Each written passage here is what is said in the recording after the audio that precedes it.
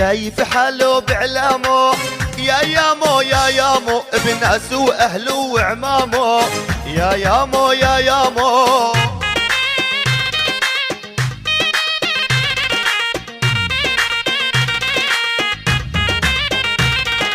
ادعي يفرج هالهموم يا يامو يا يامو بكره علينا بيندامو يا يامو